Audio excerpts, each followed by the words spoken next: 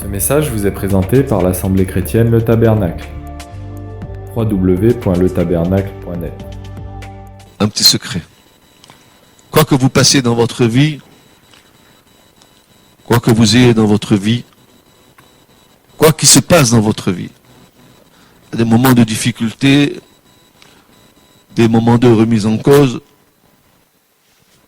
des problèmes qu'il nous faut affronter, je vais vous donner une bonne nouvelle. Jamais Jésus nous abandonne.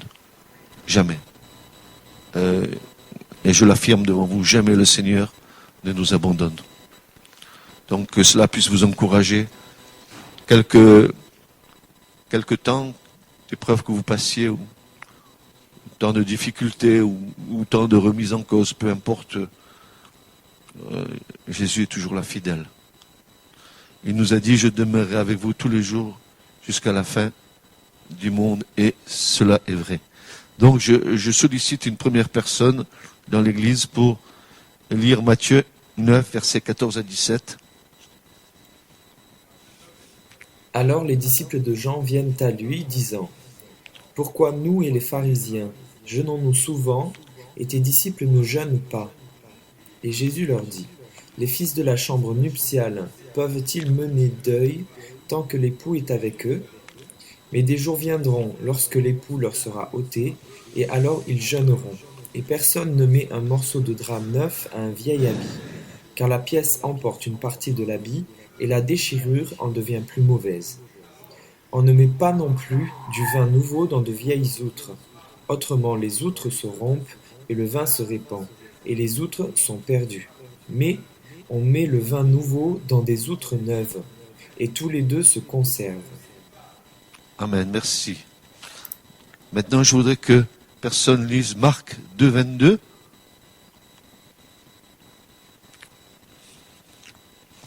Marc 2.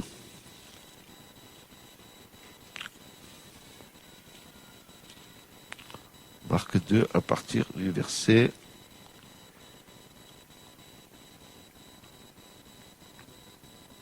on va prendre à partir du verset 18. Allez, pareil. Et les disciples de Jean et les pharisiens jeûnaient. Et ils viennent et lui disent : « Pourquoi les disciples de Jean et ceux des pharisiens jeûnent-ils, mais tes disciples ne jeûnent pas ? » Et Jésus leur dit : « Les fils de la chambre nuptiale peuvent-ils jeûner pendant que l'époux est avec eux ? Aussi longtemps qu'ils ont l'époux avec eux, ils ne peuvent pas jeûner. Mais des jours viendront lorsque l'époux leur sera ôté, et alors ils jeûneront en ce jour-là. Personne ne coupe un morceau de drap neuf à un vieil habit.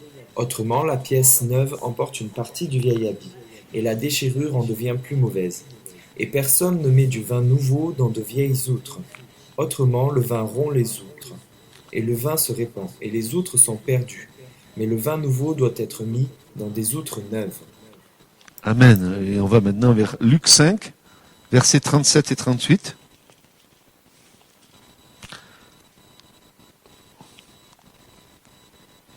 À partir du verset 36, si vous voulez. Ou même 34. Allez. Pourquoi les disciples de Jean jeûnent-ils souvent et font-ils des prières, pareillement aussi ceux des pharisiens, mais les tiens mangent et boivent ? Et il leur dit : Pouvez-vous faire jeûner les fils de la chambre nuptiale pendant que l'époux est avec eux ? Mais des jours viendront où aussi l'époux leur sera ôté. Alors ils jeûneront ces jours-là. Et il leur dit aussi une parabole : Personne ne met un morceau d'habit neuf à un vieil habit. Autrement, il déchirera le neuf. Et aussi, la pièce prise du neuf ne s'accordera pas avec le vieux. Et personne ne met du vin nouveau dans de vieilles outres. Autrement, le vin nouveau rompra les outres, et il se répandra, et les outres seront perdues. Mais le vin nouveau doit être mis dans des outres neuves. Et tous les deux se conservent. Amen, voilà. Donc, nous voyons 3 textes dans les évangiles qui relatent les mêmes paroles que Jésus a dites. Matthieu, Marc et Luc traduisent pratiquement mot à mot les paroles du Seigneur.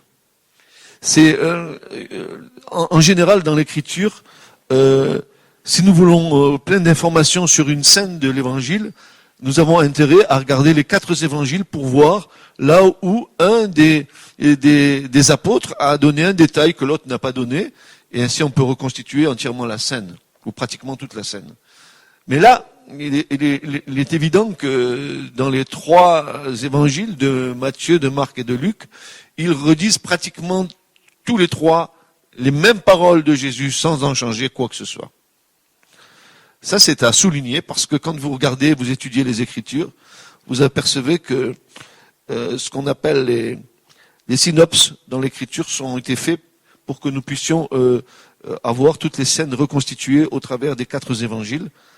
Donc les 4 évangiles, en général, toujours 3 évangiles nous donnent pratiquement certaines scènes qui sont avec des détails différents, sauf l'apôtre Jean qui a un évangile tout à fait particulier, puisque nous savons très bien que les 4 évangiles vont nous montrer Jésus sur 4 différentes facettes, à savoir le Christ dans sa royauté, puisque Matthieu parle beaucoup des choses du royaume de Dieu, Marc, Jésus en tant que serviteur, Luc, Jésus en tant que fils de l'homme, et Jean nous parle de Jésus en tant que fils de Dieu.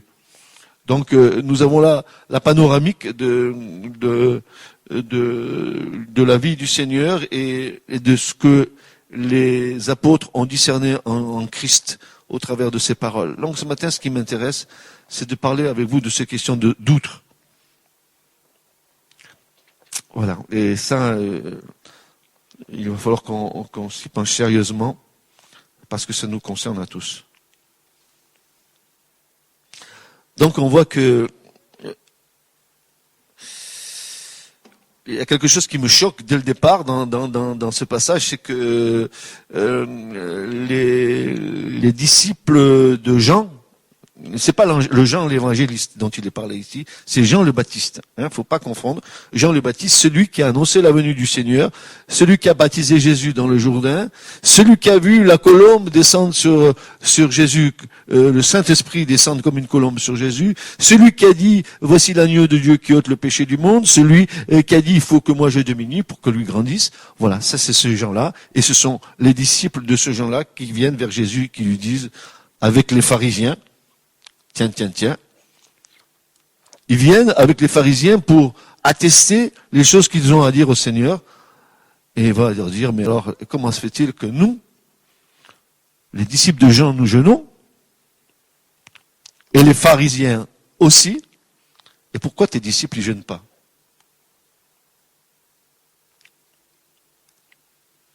C'est une sacrée question qu'il pose à Jésus. Les disciples de Jean, donc, revendiquent leur jeûne en faisant référence aux pharisiens, ces mêmes pharisiens qui ont été stigmatisés par Jésus en les traitant d'hypocrites et de menteurs. Vous savez, les gens religieux qui détiennent, soi-disant, les clés de la connaissance, les clés des Écritures, et qui disent aux autres de faire, mais qui, eux, ne font pas. C'est toujours comme ça, l'homme religieux. Il te dira, faut faire, et lui-même, il fait pas.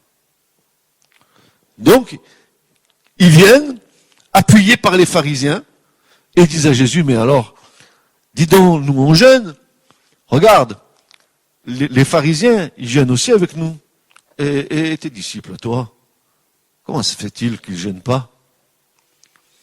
C'est une question sournoise. Nous voyons que Jésus, il a les paroles de la vie éternelle, il va retourner la situation de telle façon qu'il va les confondre. Et qui va nous confondre ce matin, nous aussi. Alors, voilà. En fait, les disciples de Jean et les pharisiens, au lieu de dire qu'ils jeûnent, et les disciples de Jean qui jeûnent comme les pharisiens le font, au lieu de dire qu'ils jeûnent pour Dieu, ils disent qu'ils jeûnent comme font les pharisiens. Ah. Là, il y a un vrai problème. Un vrai problème. Pourquoi? Parce qu'ils font comme les pharisiens font.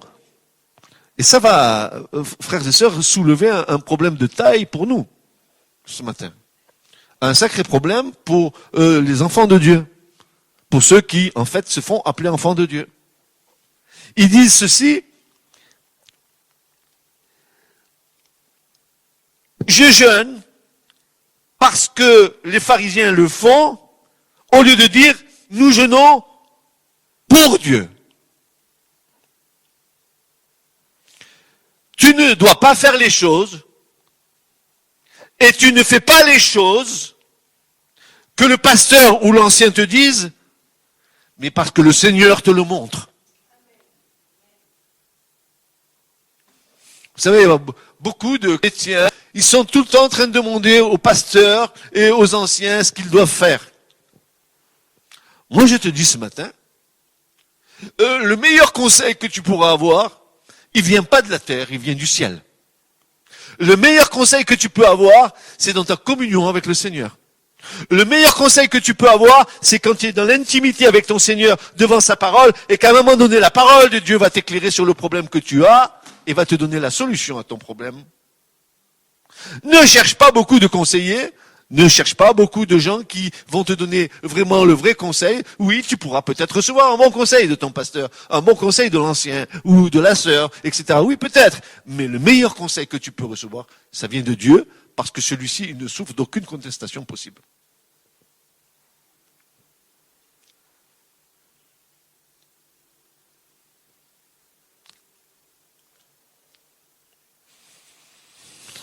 Tu ne fais pas les choses que tu dois faire parce que le pasteur ou l'ancien te le dise, mais parce que le Seigneur te le montre. Mimétisme, imitation ou révélation. C'est un choix. Ou j'imite, ou je reçois la révélation. Si nous devons imiter, notre seul modèle est le Seigneur, le Christ. Jésus va leur répondre que tant que l'époux est là, les amis de l'époux se réjouissent, ce n'est pas le temps de jeûner. Il avait raison, le Seigneur.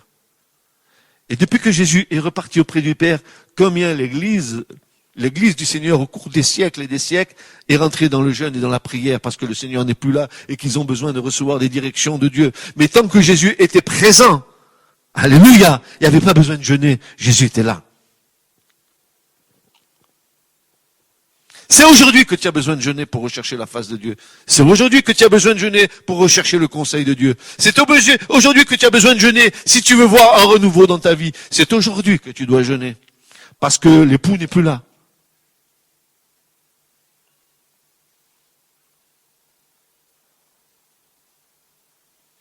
Il se réclame de la loi. Il se réclame de la loi. Il se réclame des pharisiens. Il se réclame de Jean. Jean était sous la loi. Il n'était pas sous la grâce. Il avait aperçu la grâce, mais il était sous la loi. Alors, il se réclame de la loi, mais nous savons que la loi nous a été donnée pour la condamnation de la chair à la croix. À la croix. La loi nous a été donnée pour que notre chair soit crucifiée sur le bois. Pourquoi ? Parce que tu ne tueras pas, tu ne voleras pas, tu ne mentiras pas, tu ne commettras pas d'adultère, tu ne feras pas de faux témoignages. La loi te condamne. La loi te condamne. Et si tu veux agir comme les disciples de Jean et les pharisiens sous la loi, tu te mets sous le joug de la loi. Or, nous ne sommes pas sous la loi, n'est-ce pas? Nous sommes sous quoi? Sous quoi nous sommes? Mais qu'est-ce que ça veut dire la grâce? La grâce, ça veut dire, je peux faire n'importe quoi, maintenant je suis à Jésus. Et c'est là où je veux en venir ce matin. Attention, attention, attention, attention, danger. Attention, danger. Attention, danger. On le verra un peu plus loin. Attention, danger. Il se réclame de la loi, mais nous savons que la loi nous a été donnée pour la condamnation de la chair. À la croix, la loi et la chair ont été crucifiées pour la mort, afin que la grâce et l'esprit apparaissent en résurrection de vie. Alléluia. Alléluia. En résurrection de vie.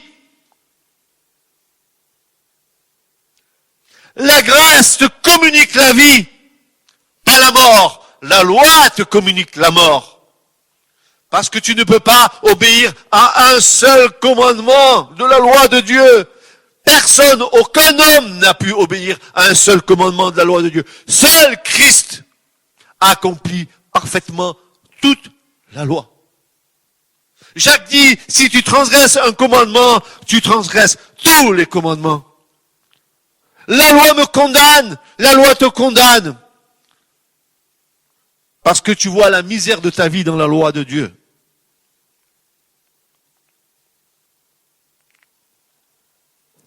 La loi, à la croix, la loi et la chair ont été crucifiées pour la mort, afin que la grâce et l'esprit apparaissent en résurrection de vie. C'est pas moi qui le dis, n'est-ce pas? C'est Colossiens, chapitre 2, versets 13 et 14. Voici ce que dit l'apôtre Paul aux Colossiens. Il dit, et vous, nous, lorsque nous étions morts dans nos fautes et dans l'incirconcision de notre chair, il nous a vivifiés ensemble avec lui, nous ayant pardonné nos fautes, ayant effacé l'obligation qui était contre nous, laquelle consistait en ordonnance et qui nous était contraire. Il l'a ôtée en la clouant à la croix.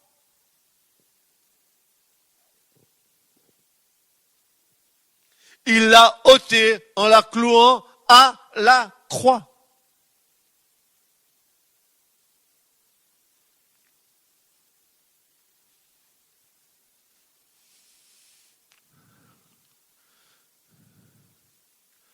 Est-ce que la croix est abolie? Qu'ainsi n'advienne, non. La loi n'est pas abolie. La loi encore est valable pour le pécheur qui ne connaît pas encore le Seigneur. Et par la loi, il va connaître le péché. Mais la grâce va l'attirer à Jésus pour que la condamnation de la loi lui soit ôtée. Puisque Jésus, à la croix, il a cloué les ordonnances qui se retournaient contre nous. Tu imagines?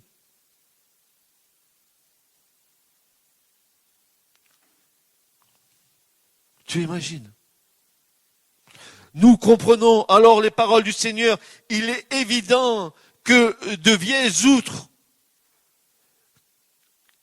outre de la religion, outre du légalisme, outre de la chair, d'une forme de foi basée sur des principes légalistes qui dirigent les vies et qui nous empoisonnent et qui nous emprisonnent dans un carcan. Il ne faut pas, attention, je ne dois pas, basé sur des principes de devoir et non pas d'amour qui nous amènent à une dépendance du Saint-Esprit. Attention, je ne dois pas faire ça. Attention, je ne dois pas faire ça. Attention, oui, attention. La loi. Crois-tu que le Saint-Esprit va te tromper?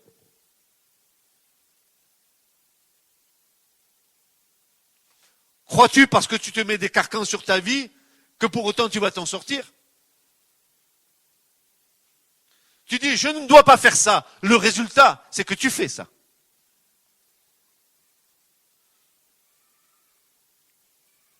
Et ça, c'est la loi. La loi, elle n'a aucun pouvoir pour changer ton cœur. Quand Dieu change notre cœur, voici ce que Dieu dit. Je changerai leur cœur de pierre en cœur de chair et je mettrai en eux un esprit nouveau. Tu ne peux pas avoir un cœur de chair s'il n'y a pas un esprit nouveau en toi. Or, une vieille outre. Il y a trois sortes d'outres, pour moi. Peut-être il y en a d'autres, mais en tout cas, c'est ce que j'ai cru comprendre. Il y a des outres qui ne connaissent pas Dieu et qui sont remplis de toutes sortes de choses à l'intérieur. De toutes choses, de choses infâmes à l'intérieur. Parce qu'elles sont remplies avec l'esprit du monde, avec les choses du monde, ces outres-là. Mais il y a d'autres outres. Il y a des chrétiens. Il y a, soi-disant, des enfants de Dieu, et qui sont aussi des outres. Mais il y a des outres vieilles, et il y a des outres neuves. Vieilles et neuves. Les vieilles, c'est quoi? Les vieilles, c'est quoi? C'est ceux qui vivent la grâce sous le légalisme de la loi. Je ne veux pas, je ne dois pas, je ne fais pas, il ne faut pas faire ci, il ne faut pas faire ça, il ne faut pas faire l'autre. Non, non, des principes, bam, bam, bam.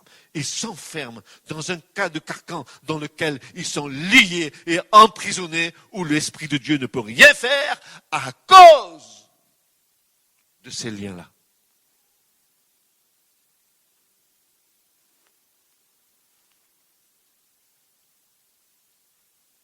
Il est évident que ces vieilles outres ne peuvent contenir la vie jaillissante et bouillonnante du Saint-Esprit. Alléluia. Mais écoute, prends un vin nouveau, pétillant, tu viens de le récolter, il fermente encore, mets-le dans une vieille outre, tu vas voir ce qui va se passer. Au bout d'un certain temps, l'outre va exploser. Elle ne va pas pouvoir contenir, n'est-ce pas, ce vin nouveau.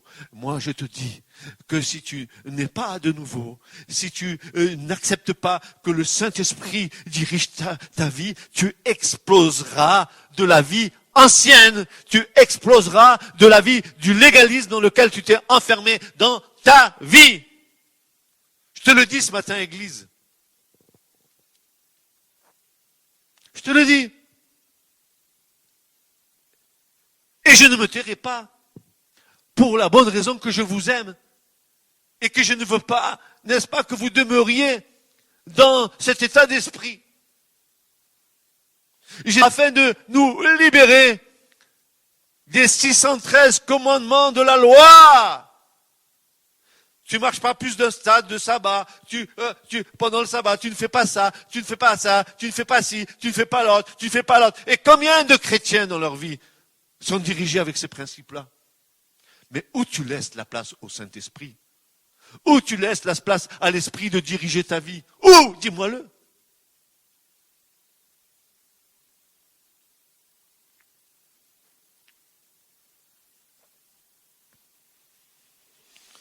Elles exploseront, car elles ne pourront contenir cette vie nouvelle.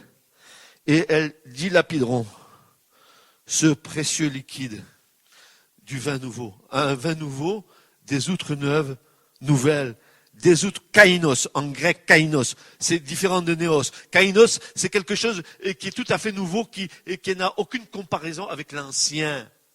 Tu peux être néos, c'est partir de quelque chose d'ancien pour faire quelque chose de nouveau. Non, non, non, c'est pas ça. C'est tout à fait nouveau, ça repose sur aucun critère ancien.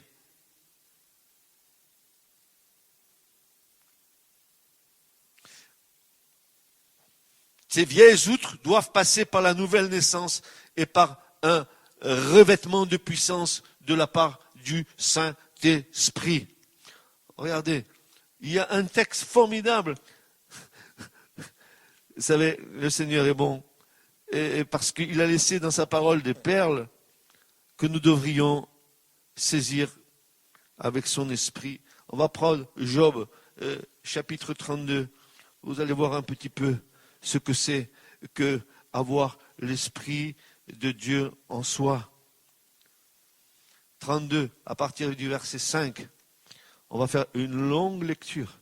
C'est l'histoire de Job avec ses 3 amis, et particulièrement deux amis de Job qui étaient très érudits dans la parole et qui ne se lassaient pas de donner des conseils à Job. Et il y en avait un troisième, c'était un jeune. Et ce jeune-là, à un moment donné, il va leur dire, mais attendez, taisez-vous maintenant, laissez-moi parler un petit peu. Moi, je suis un jeune, je vais vous dire les choses que j'ai sur mon cœur. Et il va parler à Job. Et voici ce qu'il va dire à Job. Chapitre 32, à partir du verset 5. Et il y eut, vit qu'il n'y avait point de réponse dans la bouche des 3 hommes, et sa colère s'enflamma. Il y eut, fils de Barakaël, le Buzite, répondit, il dit, moi je suis jeune, et vous êtes des vieillards, c'est pourquoi je redoutais et craignais de vous faire connaître ce que je sais. Je disais, les jours parleront, et le grand nombre des années donnera à connaître la sagesse. Toutefois, il y a un esprit qui est dans les hommes, et le souffle du Tout-Puissant leur donne de l'intelligence.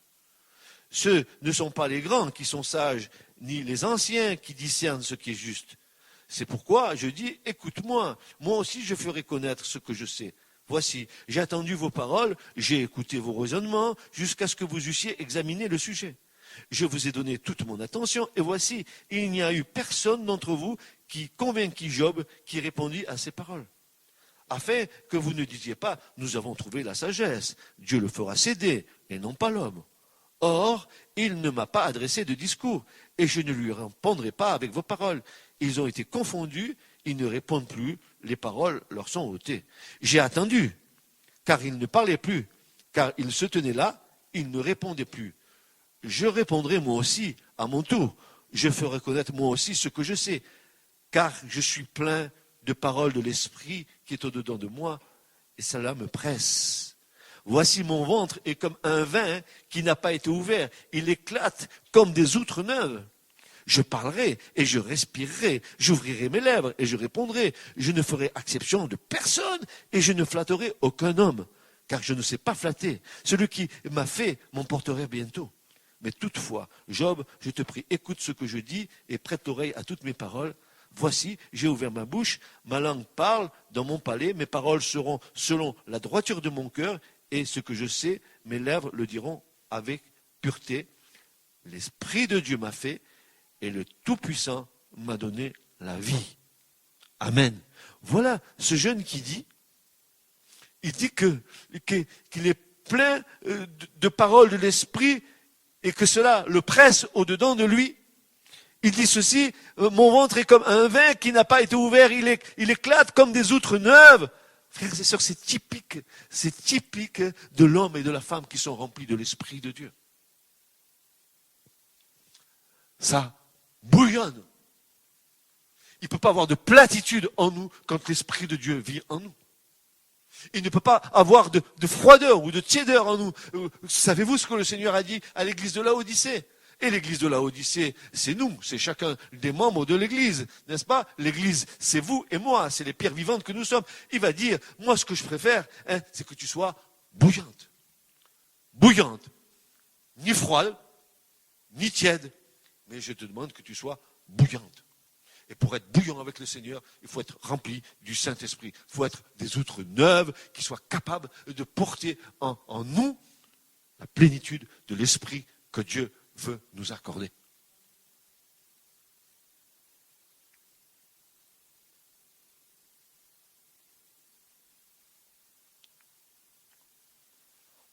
Si sous l'action de l'Esprit, la vieille outre éclate, alors la présence du Saint-Esprit se retirera. Autrement, les outres, dit le Seigneur, se rompent, le vin se répand et les outres sont perdues. Perdues. Voici, le renouveau arrive et avec lui une effusion de l'Esprit comme jamais.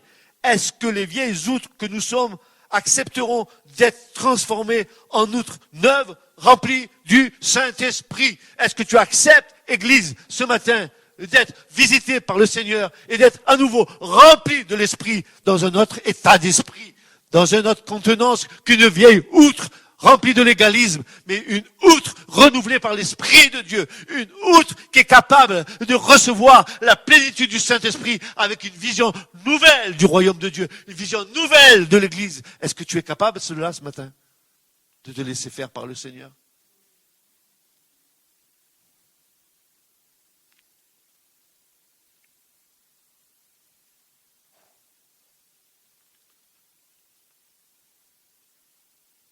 Ou laisserons-nous s'échapper ce vin nouveau, cette régénération nouvelle, qui sera non plus sous la lettre de la loi qui tue, mais sous l'esprit qui vivifie.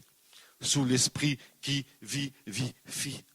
Refuserons-nous cette nouvelle visitation au nom de notre acquis qui nous fait maîtriser les choses que Dieu voudrait nous accorder? Si cela ne rentre pas dans le cadre de ce que nous savons et maîtrisons, alors il y a peu de chances que nous laissions la visitation nous toucher. Si tu dis ça, j'en veux pas, parce que ça, je ne sais pas, parce que je ne connais pas, ou parce que, je me méfie, est-ce que ça vient de Dieu, ou est-ce que ça ne vient pas de Dieu? Où est ton assurance en Dieu? Mais où est ton assurance dans le Seigneur? Dis-le-moi. Permets-moi de te dire que si tu es dans cet état d'esprit, tu es loin d'être agréable à Dieu. Tu es très loin d'être agréable à Dieu. Parce que, moi je vous dis, dit Jésus, demandez, il vous sera donné. Cherchez et vous trouverez. Heurtez, il vous sera ouvert. Car quiconque demande reçoit. Et celui qui cherche trouve. Et à celui qui heurte, il sera ouvert. Or, quel est le père d'entre vous à qui son fils demandera un pain et qui lui donnera une quoi? Une pierre. Ou aussi, s'il demande un poisson, lui donnera-t-il au lieu d'un poisson un serpent? Ou aussi, s'il demande un œuf, lui donnera-t-il un scorpion? Frères et sœurs, c'est plus le temps maintenant de jouer aux pharisiens avec la loupe pour examiner toute chose. Il vient le vent de l'esprit, la vague de l'esprit qui arrive pour sauver ce qui peut être sauvé. Même toi en tant que chrétien, je te le dis ce matin. Et tu es assuré de ton salut. Jésus m'a sauvé. Ouais, Jésus t'a sauvé. Si du moins tu persévères jusqu'au bout, n'est-ce pas? Si tu travailles avec crainte et tremblement à ton salut, si le Seigneur est le fruit de ta vie, s'il est la délectation de ta vie, s'il prend la première place dans ta vie, sinon fais attention, hein, fais attention. Tu joues pas avec Dieu. Ou alors, est-ce que l'amour de Dieu répandu dans nos cœurs par le Saint-Esprit vit véritablement en nous? Et toute la question est là.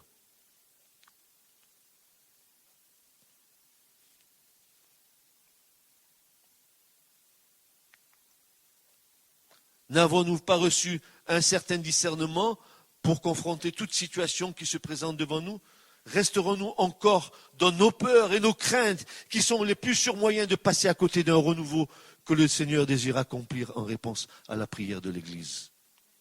Ah, j'ai peur, je crains. Mais il n'y a pas de crainte en Dieu. Il n'y a pas de peur en Christ. Nous n'avons pas reçu un esprit de timidité et de crainte, mais de puissance et de force par le Saint-Esprit. Qu'est-ce que ça veut dire cette histoire? Botte-toi les fesses ce matin, si tu le peux. Je te le dis, botte-toi tes fesses.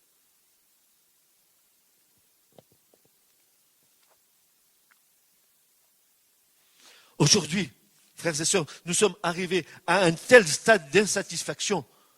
Nous ne nous aimons pas dans les attitudes où nous sommes. Moi, je ne m'aime pas dans les attitudes où je suis. Nous pleurons sur notre vie misérable de prière. Nous avons substitué les fondamentaux de la foi par une attitude passéiste qui fait que nous ne nous engageons en aucune manière, car cela risque de nous déranger dans nos vies bien réglées. Aïe, aïe, aïe, aïe, aïe, aïe, aïe, aïe, aïe, aïe, aïe. Ah, il n'y a pas de planning avec le Seigneur, moi je te le dis, hein. Il n'y a pas de planning. Vous vous souvenez, hein, cette histoire de Jésus, hein? Oh, va chercher mes amis, invite-les au festin du royaume. Oh, je peux pas, Seigneur, j'ai ma gym à faire. Je peux pas, Seigneur, j'ai mon champ à visiter. Je peux pas, Seigneur, je peux pas, vraiment pas. Je dois me marier, Seigneur, je peux pas. J'ai les yeux fixés sur mon élu, Seigneur, Seigneur, Seigneur, Seigneur. Et tu pêches. Tu sais pourquoi tu pêches? Non, pas parce que tu fais de la gym. Non, mais parce que tu voles au Seigneur le temps que tu dois lui accorder.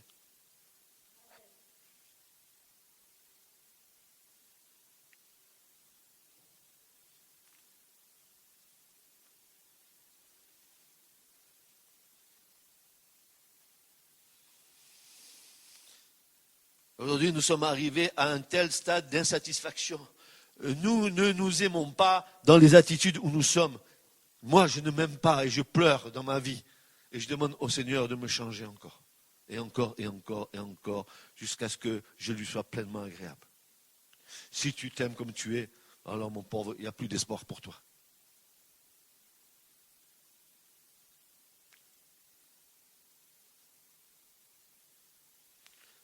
Nous pleurons sur notre misérable vie de prière. Nous avons substitué les fondamentaux de la foi par une attitude passéiste qui fait que nous nous engageons en aucune manière, car cela risque de nous déranger dans nos vies bien réglées, bien organisées, bien planifiées, où nous laissons peu de place à celui que nous invoquons, où nous avons omis tout simplement de lui laisser la place qui lui revient de droit éternel. N'avons-nous pas réalisé notre état? Il y a de quoi déchirer nos cœurs et nous humilier, de prendre nos responsabilités pour une fois, n'étant dépendants de personne dans les décisions que nous devons prendre et tenir. On ne s'amuse pas à être chrétien. C'est une question de vie éternelle. C'est une question de rentrer dans le royaume. C'est une question d'être rempli de l'esprit, né d'en haut, vraiment né d'en haut. Mais ce n'est pas suffisant d'être né d'en haut. Il faut que tu sois rempli du Saint-Esprit, que tu vives et que tu marches et que tu sois conduit par l'Esprit de Dieu. Que tu aies décidé une fois pour toutes, n'est-ce pas, de mettre tes priorités de côté. Hein? Vous vous souvenez, samedi dernier, recherchez quoi? C'est Jésus qui le dit. Alors vous ne croyez pas Jésus, alors vous partez d'ici, c'est pas la peine d'être dans cette assemblée. Retournez dans le monde. Cherchez premièrement le royaume de Dieu. Cherchez premièrement le royaume de Dieu et la justice de Dieu. Et toutes choses vous seront données par-dessus. Qu'est-ce que tu t'en kikines avec ton matériel? Qu'est-ce que tu t'en kikines avec les choses qui satisfassent ta chair? Alors que tu es en train de louper le chemin pour aller vers le ciel.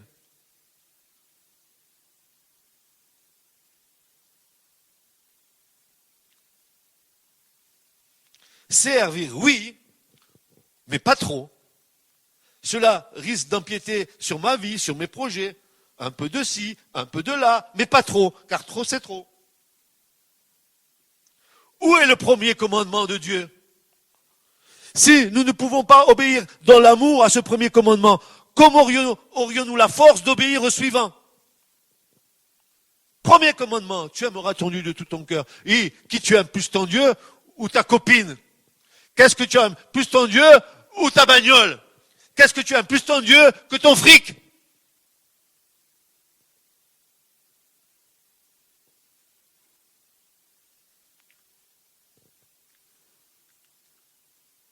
Que dit l'Esprit de Dieu? Ce matin, si tu entends la voix du Saint-Esprit, si tu comprends ce qui est en train d'être dit, franchement, rectifie.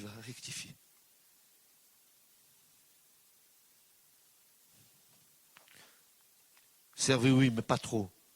Cela risque d'empiéter sur ma vie, sur mes projets. Un peu de ci, un peu de là. Ah, mais ça, tout ça, ça vient du Saint-Esprit. Hein. C'est pas moi qui l'écris. Hein. Je vous jure devant Dieu que c'est pas moi qui ai écrit ça. C'est l'Esprit de Dieu qui m'a conduit à donner cette prédication ce matin. Je ne devais pas être là, je ne devais pas prêcher. J'en avais marre de prêcher. J'en ai marre de prêcher. Je continue de prêcher, je ne sais pas pourquoi. Mais j'en ai marre, je suis fatigué.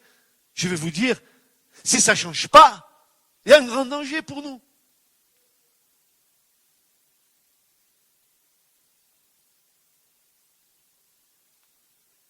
Où est le premier commandement de Dieu? Si nous ne pouvons pas obéir dans l'amour à ce premier commandement, et c'est ce que Dieu me montrait ce matin, si nous sommes incapables d'aimer Dieu, comment voulez-vous obéir aux autres commandements?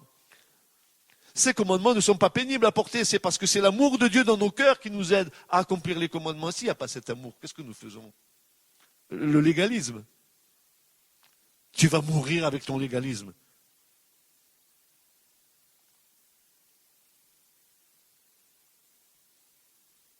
Le légalisme, c'est la corruption, c'est la mort.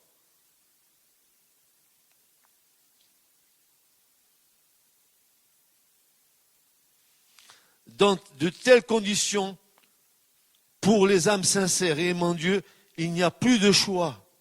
Il y a une urgence. Il n'y a plus de choix pour nous.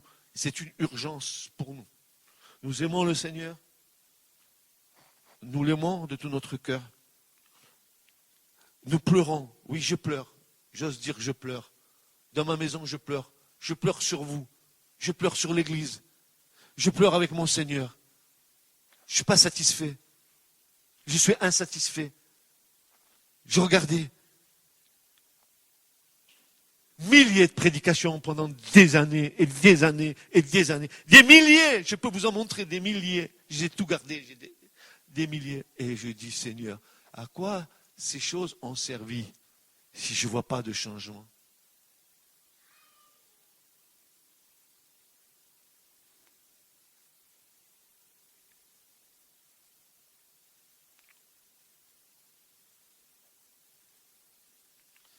il y a plus de choix, il y a une urgence. N'est-ce pas l'appel suppliant du Saint-Esprit de nous laisser remplir par lui, que nos lampes soient remplies d'huile et non en train de fumer et prêtes à s'éteindre?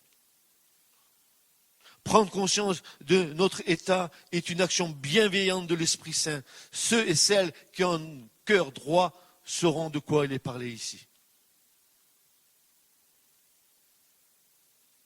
Il y a une urgence du royaume et cet appel est résumé dans la citation du livre des Chroniques. Certains ne se sentiront point concernés par cette situation. Il n'y a en eux aucune sensibilité à l'esprit et à la situation d'urgence décrite. Ils discernent absolument rien parce qu'ils sont aveuglés par la chair. Des vieilles outres peut-être, de fausses conversions certainement. Aveuglés. Aveuglés. Aveuglés.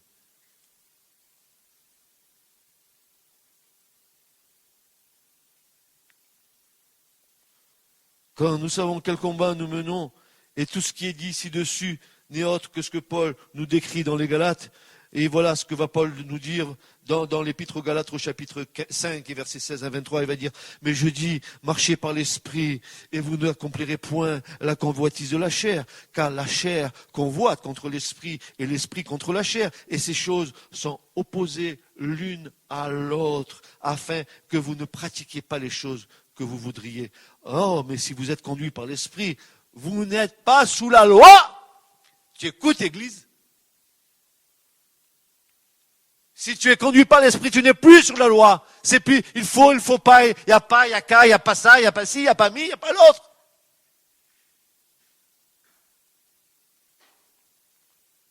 Prends un bulldozer et renverse tous tes a priori religieux.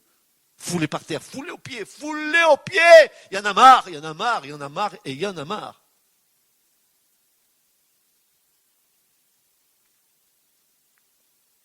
Mais si vous êtes conduit par l'esprit, vous n'êtes pas sous la loi. Or, les œuvres de la chair sont manifestes. Va voir si tu ne te retrouves pas là-dedans, s'il te plaît. Lesquelles sont la fornication, les pensées de fornication, bien sûr, l'impureté, l'impudicité, l'idolâtrie, la magie, les inimitiés, les querelles, les jalousies, les colères, et non, chrétien, il n'est jamais en colère, non. Les intrigues, les divisions, les sectes, les envies, les meurtres, les ivrogneries, les orgies, et ces choses semblables à celles-là, au sujet desquelles je vous déclare d'avance, comme je vous l'ai déjà dit, que ceux qui commettent de telles choses n'hériteront pas du royaume de Dieu. Il s'adresse à qui, Paul? Il s'adresse aux nations, à un monde incrédule? Non, il s'adresse à l'église des Galates. Pourquoi il parle comme ça aux chrétiens? Il est fou, Paul. Pourquoi il parle comme ça? Parce que le Saint-Esprit t'avertit ce matin. Continue comme ça, et tu vas voir où ça va te mener. La chair ne peut rien discerner, car elle ne se soumet pas à Dieu. Elle laisse l'homme indifférent aux injonctions de Dieu.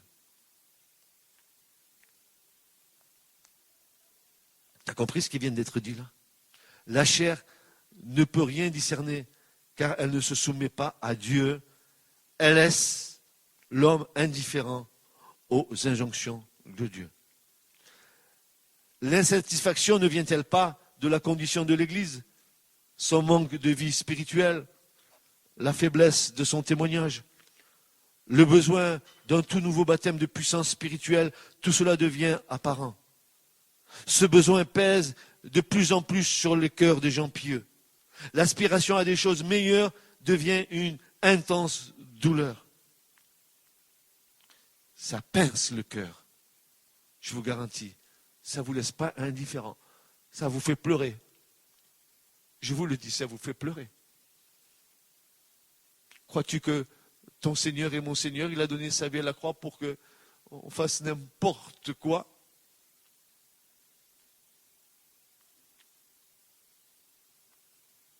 Et même peut-être, tu viens en réunion de prière pour demander un renouveau, mais tu continues à pratiquer les choses que tu as envie. Tu es un menteur. Je te le dis, tu es un menteur. Et tu triches devant Dieu.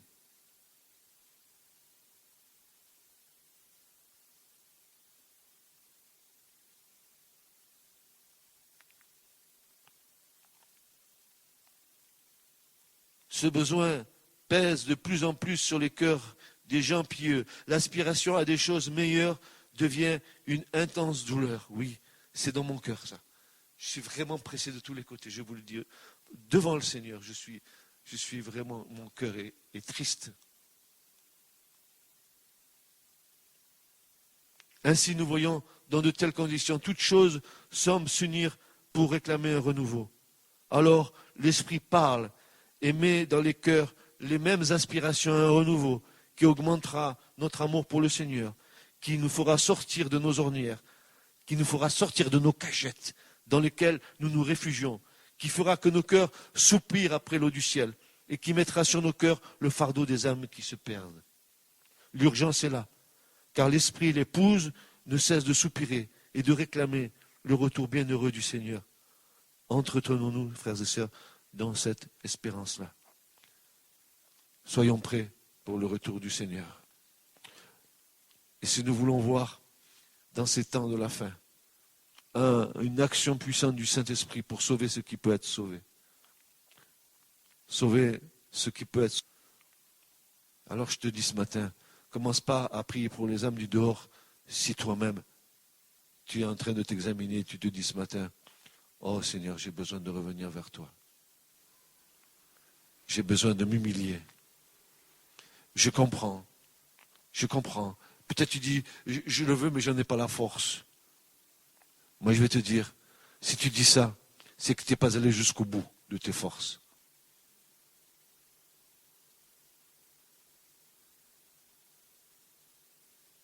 Je terminerai par ce passage des Écritures que vous connaissez, que nous lisons depuis un moment dans l'Église, parce que c'est la base pour nous de ce que nous croyons être un principe spirituel dans lequel Dieu veut agir pour un renouveau dans nos vies et dans l'Église du Seigneur.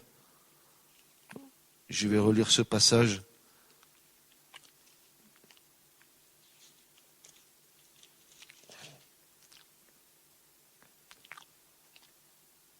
Et mon peuple, qui est appelé de mon nom, si mon peuple s'humilie,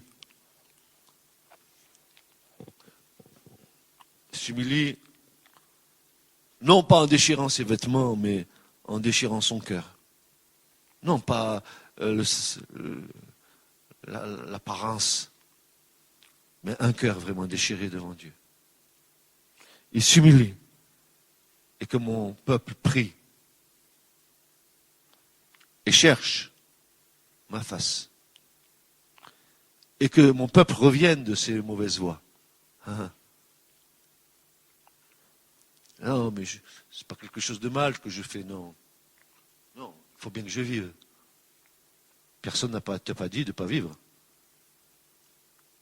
Mais je te dis ce matin où tu places tes priorités.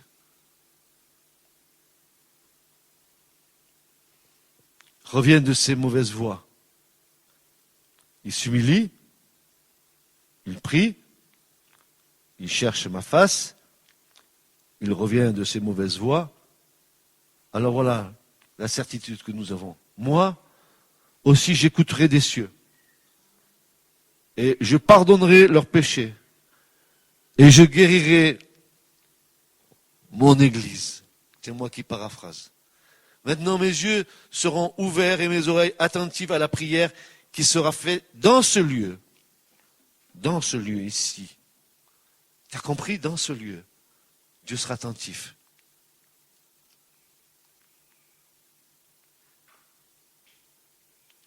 Car maintenant j'ai choisi et sanctifié cette maison afin que mon nom y soit jamais et mes yeux et mon cœur seront toujours là. Voulez-vous que le Seigneur ait ses yeux et son cœur au milieu de nous, frères et sœurs? Pas seulement ici, mais dans nos maisons, dans nos familles, au milieu des nôtres. Pourquoi tant de combats? Pourquoi tant de défaites?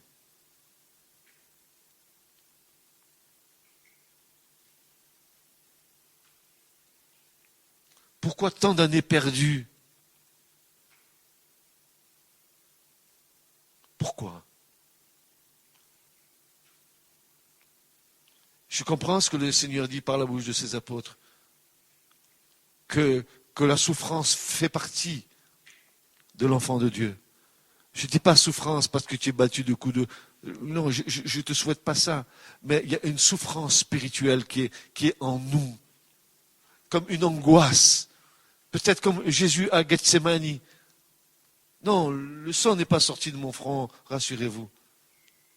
Mais alors mon cœur est brisé.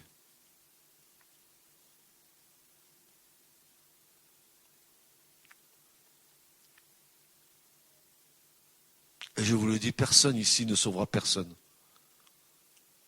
Ni toi s'il dit Didier, ni Didier s'il dit. Impossible pour vous de vous sauver mutuellement. Seul le Seigneur peut nous sauver. Seul. Alors, un choix à faire ce matin. Oh, on va rester des vieilles outres?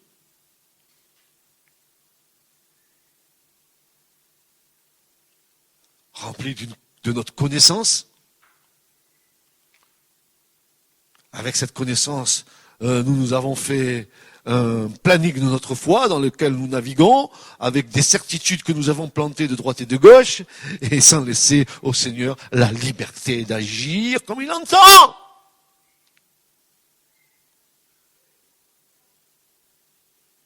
Après tu pleures. Ça va pas. Je suis pas bien. Qu'est-ce qui se passe? Pourquoi je grandis pas?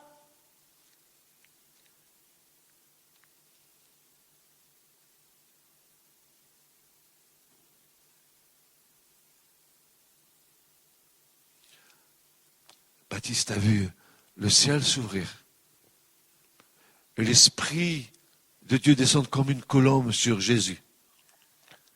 Peut-être notre prière c'est ouvre les cieux, Seigneur, et que ton esprit descende sur nous et nous renouvelle.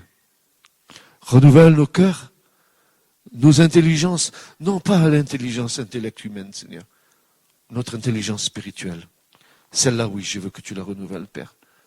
Comme tu as fait Jésus le soir de la résurrection, où tu t'es présenté devant les apôtres pour leur faire comprendre tout ce qui était écrit de toi dans la loi de Moïse, dans les prophètes et dans les psaumes. Et tu dis que tu leur as ouvert l'intelligence pour qu'ils comprennent. Ouvre notre intelligence ce matin, Seigneur. Ouvre notre intelligence.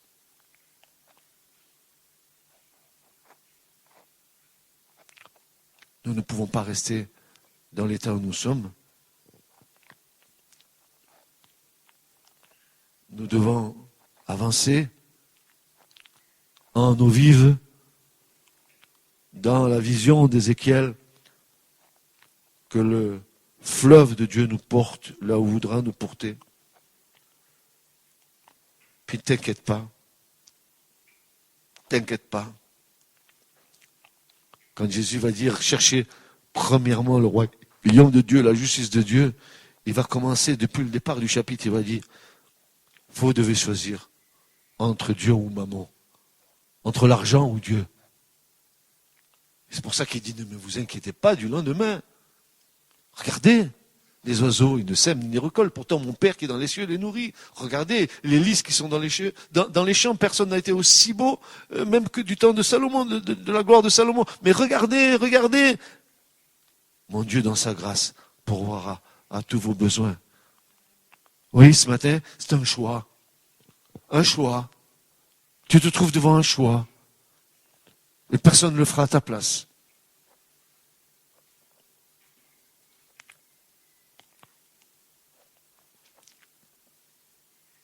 Paul dira en Romains 12, cette magnifique citation, il va dire ceci, soyez transformés par le renouvellement spirituel de votre intelligence pour comprendre la volonté de Dieu qui est bonne, parfaite et agréable devant Dieu. Soyez renouvelés dans votre intelligence. Ne mettez pas votre intelligence humaine au service de Dieu. Mettez l'intelligence que l'Esprit de Dieu vous a donnée au service de Dieu, ça oui. Et abandonnez toute vos idoles. Vos idoles.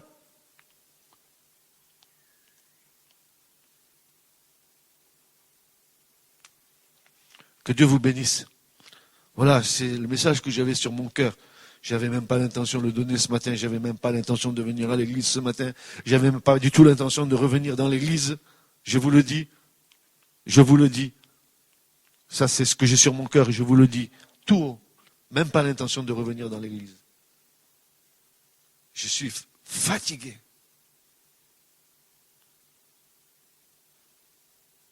Alors ma prière, c'est soyez renouvelés par le Seigneur.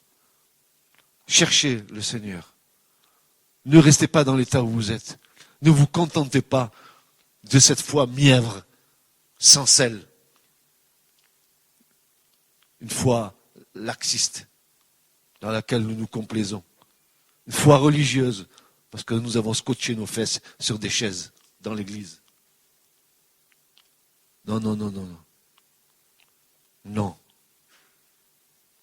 Nous devons ensemble, ce matin, prophétiser que le souffle de Dieu descende sur nous et qu'il nous visite, qu'il nous transforme dans nos cœurs et dans nos pensées, dans nos raisonnements, et qu'il fasse à nouveau de faire un bien énorme à l'Église pour que l'Église entière se réveille pour Dieu. Qu'elle soit en capacité. Vous croyez que si le Seigneur fait un renouveau aujourd'hui, cette église ou n'importe quelle église de Montpellier sera capable d'accueillir les perdus du monde? Incapables nous sommes. Pourquoi? Incapables. D'abord commençons à nous aimer nous-mêmes. Après nous aimer entre nous pour que l'amour de Dieu soit au milieu de nous. Et ensuite, peut-être que nous aimerons les autres. Vous comprenez cela? Demain, il te vient ici 3 clochards pourris. Qu'est-ce que tu fais? Oh non. Oh non. Oh. Non. Tu es capable d'ouvrir ta porte de ta maison pour faire entrer un SDF dormir chez toi? Ah, mais je ne connais pas d'où il sort. Mais il est démoniaque. Est-ce que Jésus est rentré dans ces détails? Il a donné l'amour du Père et ensuite il a agi. Ah, amen. Il a agi après. Et nous, avec nos critères, nous nous sommes enrobés de critères dans lesquels nous avons fait des clôtures, nous nous sommes clôturés nous-mêmes dans nos raisonnements religieux et nous n'avons pas laissé l'Esprit de Dieu agir librement dans nos vies.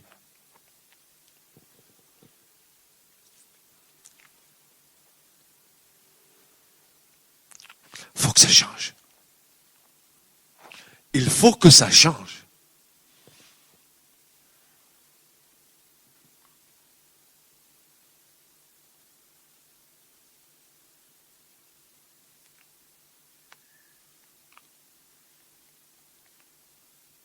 Le Seigneur m'a montré, il m'a montré que vient un temps de séparation. Je ne sais pas comment ça va se faire, mais il va y avoir comme une séparation entre ceux qui vont vouloir suivre vraiment l'Esprit de Dieu dans les temps qui sont là et ceux qui ne voudront pas. Il y aura une séparation qui se fera.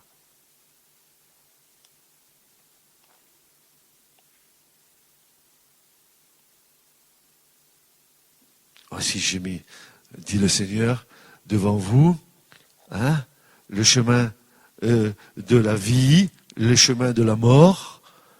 Et dit le Seigneur, je te demande de choisir la vie. J'ai mis devant toi 2 chemins. Le chemin de la vie ou le chemin de la mort.